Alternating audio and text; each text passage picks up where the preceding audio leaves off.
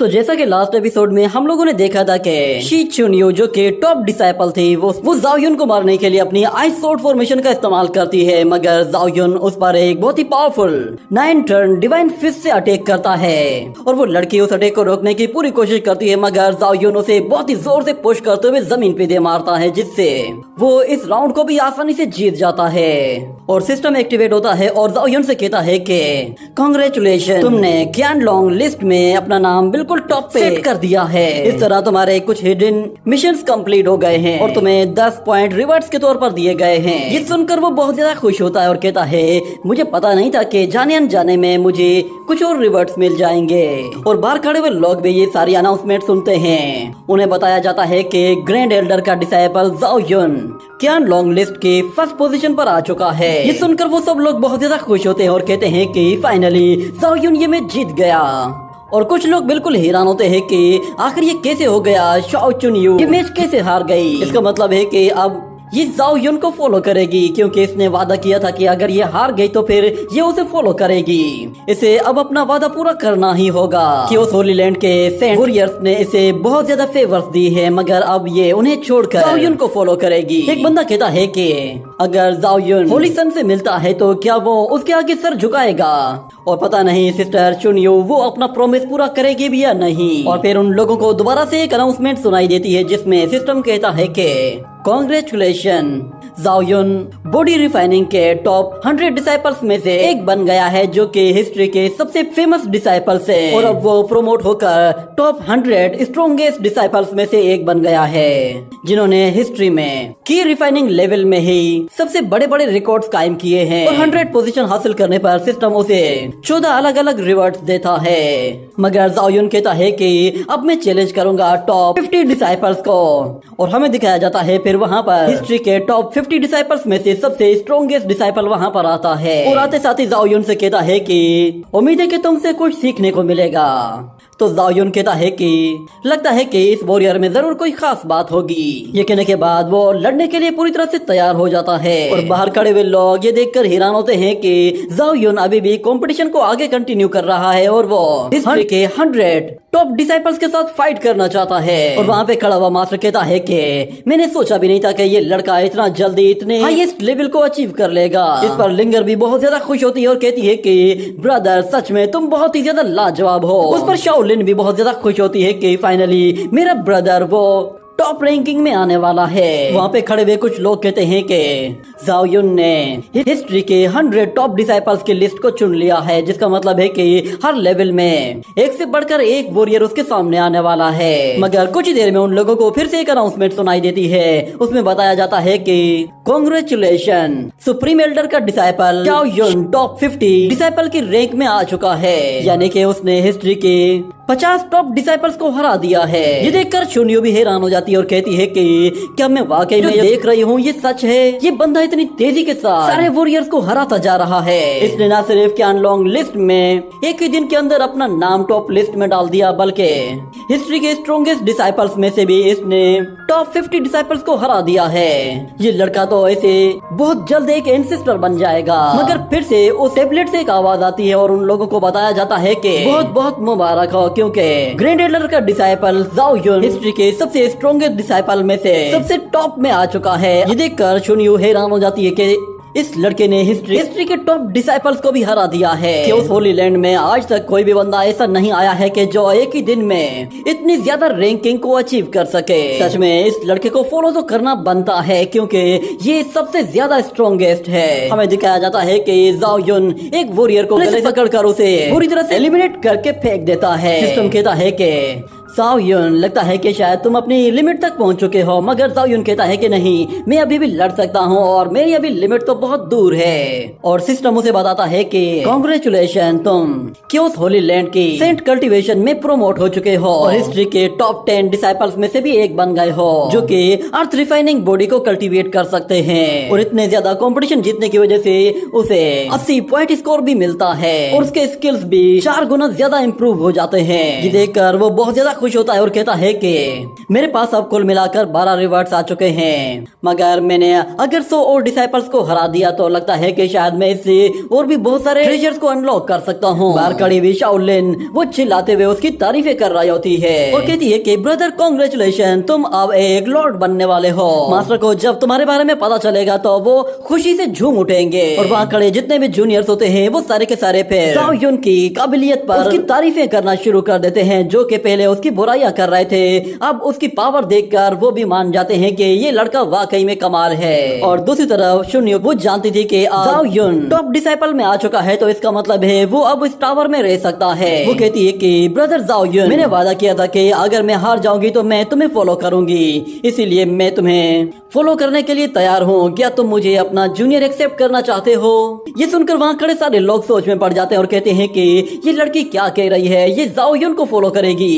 इतना कहने के बाद अचानक उन लोगों के ऊपर एक ग्रेविटी प्रेशर एक्टिवेट होता है और हमें वहाँ पर एक और बंदे को दिखाया जाता है जो कि आते हुए कहता है कि ये सब बिल्कुल भी नहीं होगा, शुन्यो वो किसी को भी फॉलो नहीं करेगी और इस जैसे बेकार डिसाइपल को तो बिल्कुल भी नहीं। पावर देखकर शाओलिन कहती है कि ये कौन बंदा है जो कि हमें इतना ज्यादा पुश कर रहा है। वहाँ पे खड़ा हुआ एक बंदा कहता है कि ये तो ली बुफेन है, इसने हमेशा से चुनियो को प्रमोट करने की कोशिश की है और चुनियो भी हमेशा इसी को ही फॉलो किया करती थी। और कहा जाता है कि इस लड़के की बॉडी में केव हेवन रियलम की स्ट्रेंथ है और ये यहाँ पर अगर आ ही गया है तो मुझे लगता है ये चुनियो को लेकर यहाँ से चला जाएगा। जिसके बाद हम लोग देखते हैं कि बुफेन जैसे ही नीचे आता है तो चुनियो उससे कहती है कि ब्रदर बुफेन तुम क्या चाहते हो? तो वो चुनियो से कहता है कि मैंने सोचा भी नहीं था कि तुम खुद को इतना ज्यादा नीचे गिराओगी, कि तुम इस बेकार से बंदे को फॉलो करोगी। ये सुनकर जाओ युन को बहुत ज्यादा गुस्सा आता है, मगर चुनियो कहती है कि इसने मुझे हरा दिया है, इसीलिए मुझे अब अपना वादा पूरा करना होगा। उम्मीद करती हूँ कि तुम मेरी बात को समझोगे, अब मुझे और ज्यादा डिस्टर्ब मत करना। ये सुनते ही वो लड़का हंसना शुरू कर देता है और इतना हंसता है कि चुनियो भी हैरान हो जाती है और वो कहती है कि आखिर तुम इतना हंस क्यों रहे हो? जिस पर वो लड़का हंसते हुए कहता है कि तुम्हें लगता है कि मैं तुम में इंटरेस्टेड हूँ और मैं तुम्हें इस लड़के से जबरदस्ती छीनूंगा।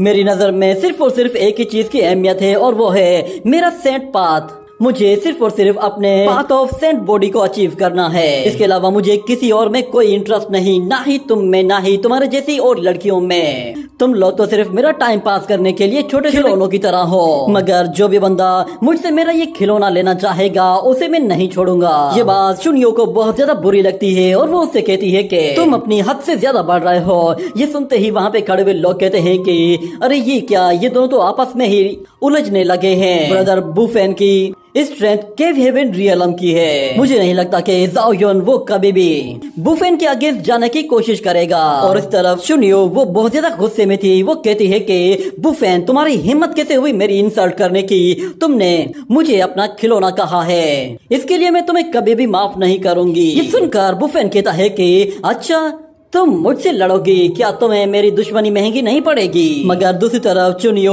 जाओ युन से कहती है कि ब्रदर तुम इसकी बातों को सीरियस मत लो, ये जानबूझकर तुम्हें लड़ाई के लिए उकसा रहा है, मैं इसे रोक लूंगी, तुम लोग यहाँ से चले जाओ। जाओ युन कहता है कि नहीं, क्योंकि तुमने मुझे फॉलो किया है तो इसका मतलब है कि अब तुम भी मेरी रिस्पॉन्सिबिलिटी हो। ये सुनकर वहाँ खड़े हुए सारे लोग बिल्कुल चौंक जाते हैं और जाओ युन कहता है कि तुमने मुझ पर भरोसा करके मुझे फॉलो किया है, इसीलिए मैं तुम्हारा भरोसा नहीं तोड़ूंगा और जब तक मैं यहाँ पे मौजूद हूँ ये बंदा तुम्हें दोबारा से बुरा भला नहीं कह सकता और ना ही मैं इसे इस चीज की कोई इजाजत दूंगा। ये सुनकर बुफेन कहता है कि तुम मामूली से वॉरियर हो, तुम्हारी औकात ही नहीं कि तुम मेरे सामने इस तरह बात कर सको। जो भी बंदा मुझसे उलझता है मैं उसका चूरन बना देता हूँ। तो फिर जाओ युन कहता है अच्छा तुम हो क्या और तुम्हारी हैसियत ही क्या है जो तुम मुझे धमकियां दे रहे हो? ये सुनते ही बुफेन गुस्से में आ जाता है और कहता है तुम्हारी इतनी हिम्मत, तुम मुझसे इस तरह बात कर रहे हो, तुम जानते भी हो कि मैं कौन हूँ। और इस तरफ हमें दिखाया जाता है बाकी डिसाइपल्स ये देखकर डर जाते हैं कि कहीं जाओ युन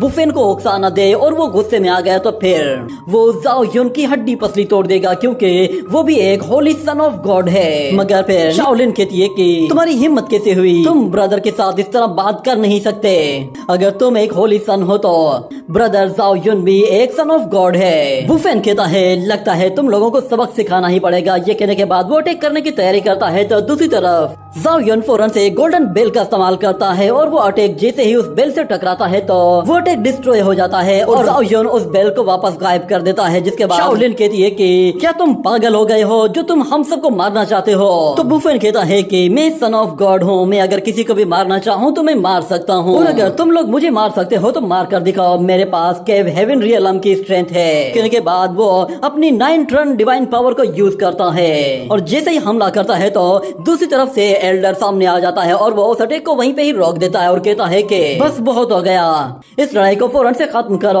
और फिर शाओलिन कहती है कि मास्टर आप इसे सबक सिखाइए, ये कुछ ज्यादा ही अकड़ रहा है। मगर मास्टर कहता है कि ये लाइफ एंड डेथ रियलम में है, इसीलिए मैं इसका फिलहाल कुछ भी नहीं बिगाड़ सकता। मगर बुफेन कहता है कि तुम लोग बस थोड़ी देर के लिए रुक जाओ, क्योंकि लॉ एनफोर्समेंट जैसे ही यहाँ पे आएगी तो वो खुद ही तुम्हें मार देगी। ये सुनते ही एल्डर फौरन से जाओयुन से कहता है कि तुम यहाँ से चले जाओ, लॉ एनफोर्समेंट वो कभी भी यहाँ पर आ सकती है। मगर जाओयुन मास्टर की बात मानने के बजाय फौरन से अपनी पावर्स का इस्तेमाल करते हुए फौरन से वहाँ पर एक फॉर्मेशन एक्टिवेट कर देता है, जिस पर बुफेन कहता है कि अच्छा तो तुम कुछ और बनाने वाले हो, तुम भी बिल्कुल अपने मास्टर की तरह हो, बिल्कुल वेस्ट मटेरियल। तुम्हारा मास्टर भी बिल्कुल सेम ऐसे ही बेकार सी कल्टीवेशन करता है। ये सुनकर वहाँ पे खड़ा हुआ सीनियर कहता है कि बुफेन तुम मेरे सीनियर मास्टर की इंसल्ट नहीं कर सकते। मगर बुफेन कहता है कि जरा अपने मास्टर की हालत तो देखो, वो एडवांस रियलम को तो अचीव ही नहीं कर सकता, सिर्फ एक लेवल अपग्रेड करने में ही उसे तकरीबन 100 साल लग जाते हैं। ये सुनते ही मास्टर कहता है कि लगता है कि तुम ऐसे नहीं मानोगे। ये कहते ही वो उससे फाइट करने के लिए तैयार हो जाता है, मगर अचानक से कोई चीज वहाँ से गुजरती है जो कि सीधा जाकर बुफेन से टकराती है और बुफेन उसे रोकने की पूरी कोशिश करता है। मगर उसे रोकने में उसे काफी ज्यादा दिक्कत का सामना करना पड़ रहा था, पर जैसे तैसे करके वो उसे होल्ड कर लेता है। ये देखकर वहाँ पे खड़े हुए सारे लोग हैरान हो जाते हैं कि अरे ये देखो तो सही, जाओयुन ने क्योस होली लैंड की मैजिक बेल का इस्तेमाल किया है। आखिर ये कैसे पॉसिबल हो सकता है कि कोई बंदा डिफेंसिव ट्रेजर को ऑफेंसिव ट्रेजर के तौर पर यूज करे? और इस तरह बुफेन कहता है कि आखिर इस लड़के ने ये क्योस होली मैजिक बेल को कैसे समन कर लिया, क्योंकि इसे समन करने के लिए तो काफी ज्यादा हाई लेवल होना चाहिए। मगर हम लोग देखते हैं कि जाओयुन उस मैजिक बेल को वापस से गायब कर देता है, जिसकी वजह से बुफेन की भी जान में जान आती है और वो मौका देखते ही उन लोगों पर फिर से अटैक करने की कोशिश करता है। तो हम देखते हैं कि जाओयुन फिर से क्योस होली बेल का इस्तेमाल करते हुए फिर से खुद को बचाने के लिए उसे सीधा बुफेन की तरफ रिलीज करता है। तो हम देखते हैं कि वो बेल सीधा जाकर उसे हिट करती है, जिसकी वजह से वो बहुत ही बुरी तरह से इंजर्ड हो जाता है और उसके मुंह से खून निकल आता है। ये देखकर वो कहता है कि ये नामुमकिन है, मुझे कोई भी हर्ट नहीं कर सकता। वो खड़ा होकर जाओयुन से कहता है कि तुम्हारी इतनी हिम्मत, मैं तुम्हें इसके लिए कभी भी माफ नहीं करूंगा और ये याद रखूंगा कि तुमने मेरे साथ ऐसा सलूक किया है। अब बस तुम थोड़ा सा वेट करो, लॉ एनफोर्समेंट कभी भी यहाँ पे आएगी तो वो तुम्हें अच्छा सबक सिखाएगी। ये कहते ही वो वहाँ से जाने लगता है। तो जाओयुन कहता है कि अरे कहाँ चल दिए, अभी मैंने तुम्हें जाने का कहा थोड़ी है। ये सुनकर बुफेन समझ जाता है कि जाओयुन का इरादा कुछ और ही है। इसने उस गोल्डन बेल को परफेक्शन लेवल तक रिफाइन कर लिया है और वो इसके जरिए मुझे मार भी सकता है। और मास्टर भी कहता है कि ये तो सच में कमाल ही हो गया, आज तक किसी ने भी क्योस होली बेल को परफेक्शन लेवल तक रिफाइन नहीं किया था। जब तक हम लोग इस क्योस होली लैंड सेट के अंदर हैं, जाओयुन जब भी चाहे इस क्योस होली बेल को यूज कर सकता है, क्योंकि इस मैजिक बेल के अंदर क्योस होली लैंड की पावर है, तो इसीलिए इसे कोई भी डिस्ट्रॉय नहीं कर सकता। और फिर हमें दिखाया जाता है जाओयुन वो दोबारा से उसी क्योस होली बेल को समन करते हुए बुफेन पे हमला करने की कोशिश करता है और उससे कहता है कि तुम्हारी लॉ एनफोर्समेंट की तो ऐसी की तैसी। ये कहने के साथ ही ये एपिसोड यहीं पे ही खत्म हो जाता है।